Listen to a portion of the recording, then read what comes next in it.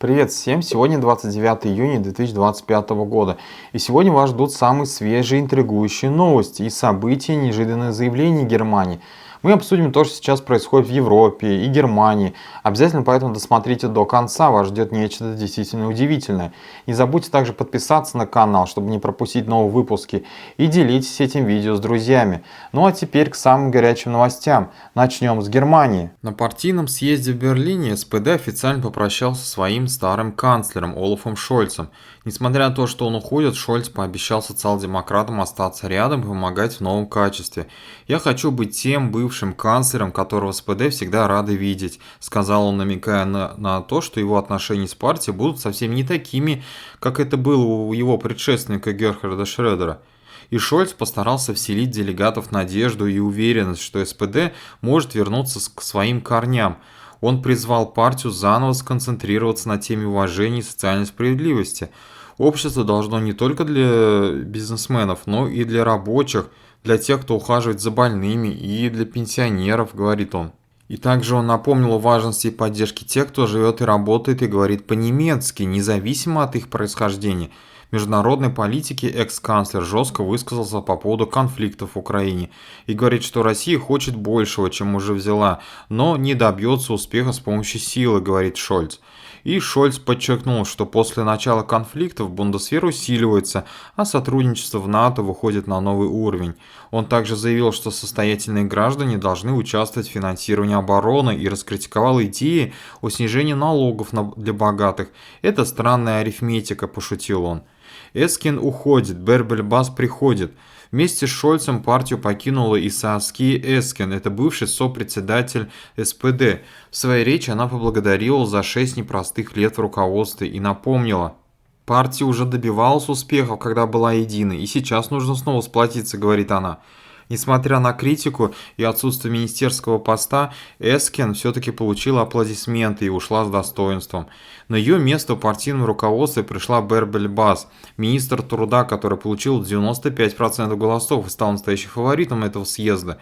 Ее выступление было жестким, с акцентом на защиту рабочих мест и социальное равенство. В отличие от нее, Ларс Клингбайль, который сохранил пост сопредседателя, еле удержался, ведь его поддержали только 64% делегатов. И он признал, что результат тяжелый, но пообещал не сдаваться и взять на себя полную ответственность в Германии. И вот новое руководство и новые вызовы. Генеральным секретарем партии стал молодой политик Тим Клюсендорф, получивший почти 91% голосов. Он призвал перестать приукрашивать реальность. «Мы проиграли, сильно и болезненно», — сказал он. «Но СПД умеет вставать на ноги», — говорит он. На съезде также обсуждались итоги провальных этих выборов, вопросы внешней политики, участие Германии в НАТО и реформы в сфере гражданства. А в международной части съезда прозвучала речь гостя из Турции, лидера оппозиционной НРП Озгюр Озель, который рассказал о давлении на оппозицию и призвал Европу поддержать демократическую Турцию. И вот съезд СПД стал уже не просто сменой лиц, а попыткой найти новую точку опоры в Германии. И партия признает свои ошибки, и особенно на выборах, и начинает перестройку с новыми идеями, новыми лидерами и надеждой, что будущее в Германии можно изменить. А вот в день Бундесвера же, когда вооруженные силы Германии открыли свои двери для народа, канцлер Фридрих Мерц обратился с жестким и откровенным посланием: «Мы не имеем права расслабляться, мира нельзя воспринимать как должно. Германия свободная, стабильная, сильная, но только до тех пор, пока она готова защищать эти ценности всерьез. Спасибо за службу, но не только словами». И во время визита в Швайлозее, в штаб командования операции Бундесвера, канцлер Фридрих Мерц не просто говорил, он показал уважение лично. Это белая роза, минута молчания у стен с именами погибших, а также символичный жест, за которым стоит глубокое осознание цены, которую платят солдаты за безопасность страны. «Мы должны говорить с солдатами, не только о них», — сказал Фридрих Мерц. И Мерц пообещал, он и дальше будет быть рядом с армией, слушать ее, говорить с армией. Он подчеркивает, что ценность службы не абстракция, а основа немецкого мира и благополучия. И планы амбициозны. Увеличение оборонного бюджета до 152,8 миллиардов евро к 2029 году. В этом году уже выделено 115,7 миллиардов евро. И по мнению Мерца, это не роскошь, а необходимость в новом мире угрозы и нестабильности. Командование, которое канцлер посетил, координирует не только наземные и морские, и воздушные силы, но и кибероборону даже, и разведку, и связь с НАТО. И вот это нервный центр обороны страны, и он должен быть укреплен и не только деньгами, но и доверием общества. И как говорит Мерц, мы живем в мире, где мир больше не само собой разумеющийся. И если мы не хотим однажды проснуться в страхе, мы должны готовиться уже сегодня, сказал канцлер Германии. А также вот на съезде СПД в Берлине разгорелся острый спор внутри самой партии. И вот молодежная организация ЮСА открыто выступила против министра обороны Бориса Писториуса и его идеи восстановить призыв на военную службу в Германии. С лозунгом «добровольчество вместо принуждения» молодые социал-демократы потребовали никакого возвращения обязательной службы. По их мнению, принудительный призыв – это не решение проблем Бундесвера. Мы не хотим, чтобы молодежь снова обязали служить по принуждению. Нужно делать армию привлекательной, а не заставлять, заявили в инициативном предложении, которое было представлено на съезде. А Писториус отвечает: призыва пока не будет. Борис Писториус, в свою очередь, называет опасения ЮСа преувеличенными. В интервью он подчеркнул: «Я не планирую сейчас возвращать обязательную службу». По его словам, приоритет – добровольный набор, как в Швеции, с хорошими условиями, достойной оплатой и возможностью получить образование. И он уточнил, что цель – собрать резерв из 200 тысяч человек до конца десятилетия. И если добровольцев будет достаточно, никто никого заставлять не будет в Германии. Но, добавил министр, стране нужен механизм, который можно было бы быстро активировать, если ситуация изменится в Германии, чтобы в случае серьезной нехватки солдат не терять время на долгие согласования законов. Популярность идеи среди граждан, но не в молодежке. По последним опросам изданий, например, почти половина немцев, это 45%, поддерживает идею к возвращению военной службы, а против 35%. Но ЮСы настроены жестко. Никакой обязаловки в Германии, говорят они. Только добровольный, только с уважением к свободе выбора молодежи. Несмотря на расхождение во взглядах, обе стороны ведут все еще диалог в этом.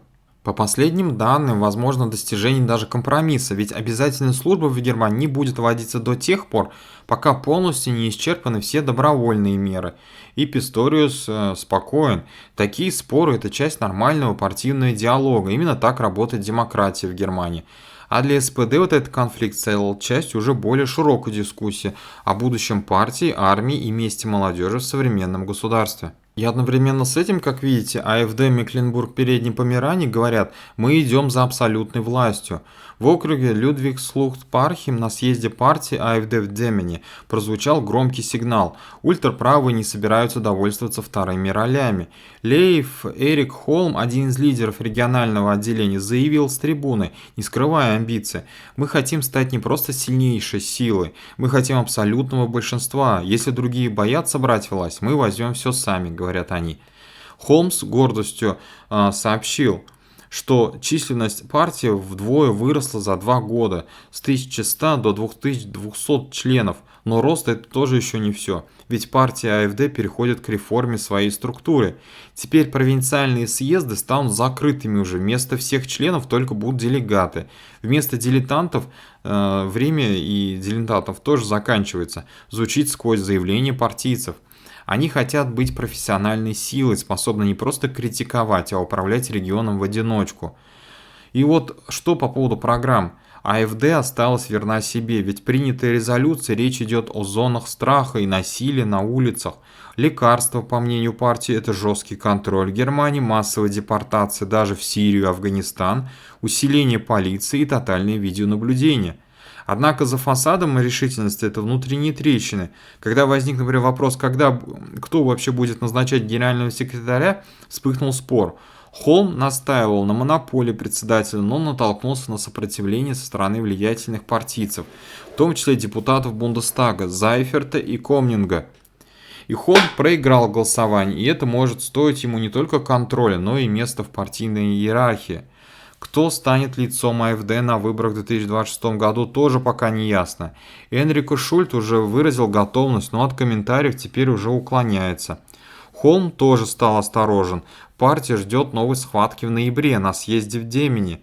Возможно, именно там будет решено, кто бросит вызов действующим премьер Мануэле Швезик из СПД. И вот АфД демонстрирует рост и боевой настрой, но внутренняя же борьба за власть может обернуться для нее как катализатором, так и кризисом. Ведь очередной вызов демократии в Германии набирает силу, и это только начало, как сообщает издание. Тем временем же муниципалитеты Германии на пределе, ведь без помощи федерации они не справятся. Германия богатая страна, да, на бумаге, но на местах, вот в городах и общинах бюджеты тоже трещат по швам. Муниципалитеты звонят в колокола тревоги, ведь расходы растут, а денег все меньше. Потому что федеральное правительство не компенсирует потери от недополученных налогов, обещая вместо этого расплывчатое стимулирование инвестиций. Беженцы, приюты, школы, интеграция – все на плечах уже местных властей. Ведь каждый приезд новой семьи из зон конфликтов – это уже не просто гуманитарная миссия. Это конкретные расходы на жилье, школы, пособия, интеграцию в Германии. И все это ложится на плечи муниципалитетов Германии, которые не имеют права отказываться от этого, но часто не имеют возможности вообще помогать. Обещание сверху, а реальность снизу. И Берлин же сам говорит об инвестициях в будущее. А что же в реальности? Коммунальные дороги разрушаются, детские сады переполнены, социальные службы на грани коллапса. Местные бюджеты сжимаются, как шагреневая кожа, а взамен предлагаются слова и планы, но не деньги. Пора действовать, а не откладывается, и муниципалитеты не просят подачек. Они требуют справедливости и партнерства, ведь именно они первыми сталкиваются с вызовами, и именно они обеспечивают, чтобы социальный мир в Германии не разрушился. Федеральное правительство должно срочно компенсировать упущенные налоги, иначе следующей зимой инвестиции придется делать уже в поддержку обездоленных городов и растущего недовольства на местах. И вот лето, жара, детский смех в Германии и шарик мороженого. Вроде бы простая радость, доступная каждому, но вот эта радость все чаще оборачивается тяжелым вздохом у кассы, как сообщает издание. Когда за одну маленькую порцию прохлады просят почти 2 евро, уже не до удовольствия. И вот опрос издания показал, более 60% немцев считают мороженое уже слишком дорогим в Германии. И хотя отказаться от него полностью сложно, многие теперь уже заказывают меньше уже. Экономят на мелочах просто, чтобы выжить в повседневной дороговизне. Когда-то мы без раздумий брали 3, а то и 4 шарика, а сегодня максимум 2, а часто и вовсе 1. Не потому что меньше хочется, а потому что кошелек шепчет «потерпи», как сообщают люди. Комментарии в соцсетях рисуют ту же картину. Люди переходят уже на домашнее мороженое, покупают коробки по скидкам, пекут вафли сами. Не из любви к кулинарии, а от отчаяния. Даже летняя сладость становится уже предметом расчета. И кто-то говорит, что рост цен оправдан, ведь растет минимальная зарплата, и дорожает аренда, и подскакивают счета на электричество. Но вот обычному человеку от этих объяснений не холодно и не жарко. Он просто еще раз проходит мимо витрины с мороженым в Германии. Не потому, что не хочет, а потому, что не может банально. 2 евро. Цены растут быстрее инфляции. Шоколад подорожал вдвое, электричество бьет по бизнесу, персонала не хватает. Вроде бы все понятно, но кому от этого легче становится? Особенно грустно смотреть на детей, которым родители отказывают просто в самом простом летнем удовольствии. Нет, сегодня не будем, дорого. Мороженое перестает быть символом беззаботности, оно становится лакмусовой бумажкой времени, где даже вот сладкое стало слишком горьким. И да, конечно, кто-то все еще может позволить себе вот эти пару шариков, но все еще чаще в кафе мороженом слышится не смех, а молчание и ощущение, что мы теряем что-то большее, чем просто пломбир в Германии. И вот Германия готовится к зиме, наступающей, с полупустыми газохранилищами. Уже как-то тревожно становится всем. С каждым днем лето становится все жарче, а вместе с ним растет и тревога, ведь заполненность газохранилищ в Германии остается на непривычно низком уровне. На старте апреля уровень был всего 29%, а к концу июня лишь 49%. Для сравнения, в предыдущие годы этот показатель стабильно был на 60% и выше. Что же пошло не так? Почему страна с самыми громкими лозунгами о зеленой энергии рискует снова оказаться на грани энергетического кризиса? И вот Реден почти пуст, промышленность потребляет все больше. Символ тревоги – это хранилище Реден, крупнейшее в Германии. Сейчас оно заполнено на 3%. Но энергетический эксперт, вот Тобиас Федерико, пытается успокоить. Мы еще успеем, главное не паниковать. Однако у граждан все больше поводов для беспокойства, ведь прошлой зимой морозы ударили крепче, а промышленность снова включила потребление на полную мощность. Казалось бы, во времена зеленого перехода все должно было идти иначе. Почему же коммунальные службы не торопятся? Причина низкой заполненности кроется в изменившейся логике рынка. После 2022 года, когда Евросоюз обязал страны иметь заполненность 90% к 1 ноября, продавцы газа моментально изменили поведение. Летом традиционно дешевый сезон, цены внезапно стали выше, чем зимой. И рынок почувствовал, у государства нет выбора, им придется покупать. Коммунальщики теперь просто выжидают, надеясь урвать газ подешевле, а в результате склады почти пусты. Евросоюз дает слабину, но не гарантию. Еврокомиссия попыталась подстроиться под реальность, ведь новый порог 80% плюс право снизит его до 65%, и ситуация будет критической. Но кто даст гарантию, что ближайшая зима не будет снежной и затяжной? Система раннего предупреждения также внедрена, но разве предупреждение согреет замерзший дом? СПГ-терминалы, возможно, спасут. Вроде бы да, но сейчас Германия делает ставку на терминал сжиженного газа, и вот они стали надежнее, мощнее, ближе к глобальному рынку. Ну и тут-то все зависит от геополитической обстановки, ведь любое обострение цена взлетит. Поставки сократятся, а запасы снова окажутся под угрозой. И зима все ближе, а уверенности все меньше. Да, газовый дефицит, как в 2022 году, не ожидается в Германии, но все больше сигналов говорят о том, что Германия вступает в зиму эту не готовой. Если в Берлине на брифингах говорят про устойчивость, то на местах все чаще звучит уже слово «риски».